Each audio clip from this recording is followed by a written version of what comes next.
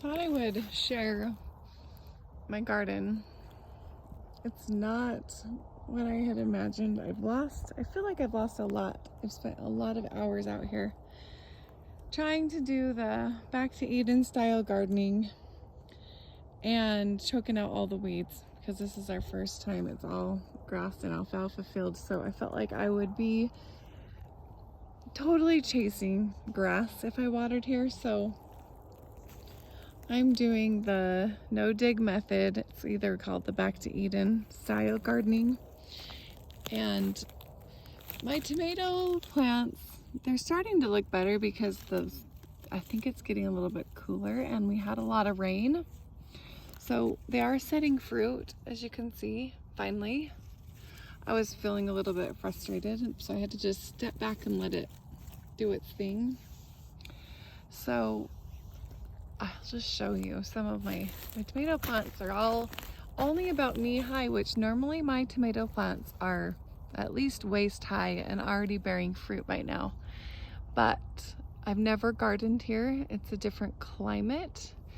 I also got my plants in the ground at least a month late. At least a month late. Seriously, it was really, oh, that must have been a cat face one. Look at that. Look at those beautiful blooms. I am super excited. Well, okay, so let me show you this. These ones have little blueberries. They're little teeny ones. They're not ripe. None of these are ripe. But it's getting so cold at night. I'm afraid that I need to start watching the weather. Last night was awfully cold, that they might freeze my plants before I even get a tomato. These are a little bit curled, and I think it's because of the wind. This is my Abe Lincoln, and all I just wanted to save some seeds from my Baker's Creek Abe Lincoln. And I don't even have, I have great blossoms. You know, probably 10, 15 blooms, but I don't have any tomatoes yet. It's a huge plant. If I would have stood it up, it would be maybe waist tall, I guess. Waist high. And I did grains next to it here. It's like hot biscuit amaranth. Look at all those tomatoes. They just need to ripen anytime now. The wind is ferocious out here, so next year that is what I'm gonna do, is I'm gonna concentrate on putting, I don't know, some kind of trellis around all of them. Look how cute. There's a lot of them on here. A ton. This is the Blue Bear berries from Wild Boar Farms. They're just tiny. They're so cute. All right, so I just thought I would share. This is what my tomato section looks like. All the way down. Everyone's a different variety. They're only about knee high.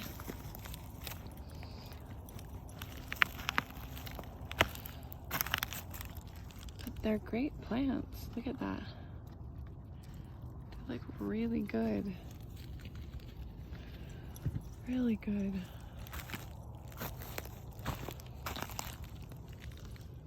Look at those. Brad's Atomic Grape. I'm so excited to try that. And then I put strawberries down at the base so that when the tomato plant dies this year, next year, because I've been watering and taking care of this, and it's out here in the middle part of the garden, that I will have a row of strawberries. And I did that with quite a few of them. See, this one here has strawberries at the base of it, down there.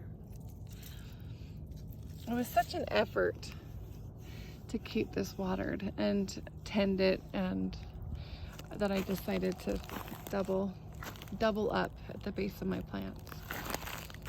I love this one. This is a great looking tomato plant. Potato leaves, it looks like. So they're huge. Let's see, what is it called? Oh, it's the hillbilly. Oh my gosh. Yay, I'm so excited. And next to it's my hillbilly. I thought I only had one and it broke off. The dogs broke it off. But look at that. I kept watering this little broken off stub at the bottom, and this is what has happened, and it already has flowers. Look at that. Look at this flower. Oh, I'm so excited. Hillbilly. I just wanted to make a tomato sandwich out of my hillbilly tomato plant. That's all I've wanted this summer. So I think I will manage that. I've got the row of next to me here of alfalfa coming out of the ground here. But see, this is my raspberry stem right here and right here. And it went through shock and hot, but I put squash at the base of that one. But all the way down, I have a row of sticks, it seems to be. But those should come up as nice raspberry plants in the springtime. Look at that long tomato. All of these are varieties I have never tried before. They're all heirloom varieties. This is the Purple Russian.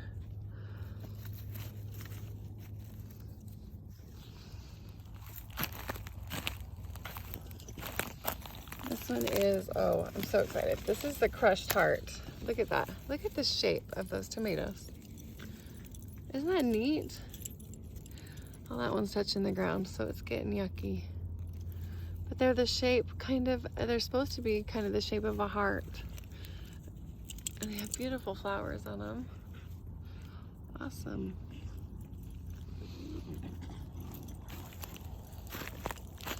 Well, that is like quite the tomato plant, but not so many blooms on it. Well, here's a handful of blooms, I guess. And there, a handful of blooms. Okay.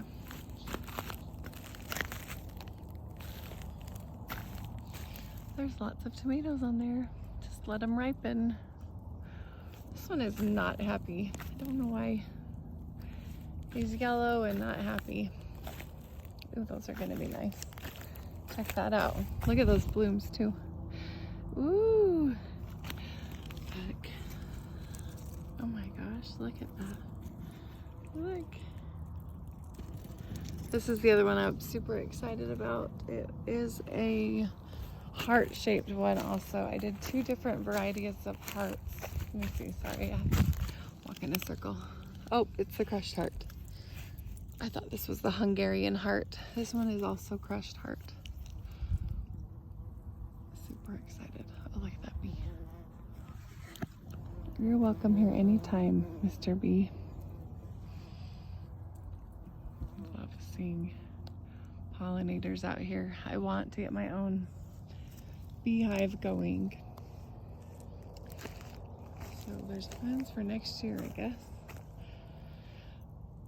Tomato, and then I did pepper and tomato. Peppers didn't turn out so well. Those stained grasshoppers, they ate nearly every single thing I planted. And I poured diatomaceous earth on like crazy. I don't know. I guess I won't be so down on myself. I might be successful with some tomatoes. I'm gonna make a killer tomato sandwich once I get all of these ripened. I'm excited. All right, well, that's the view of the tomatoes today. I'm feeling a little bit bummed, but I won't feel so bummed about it, I guess.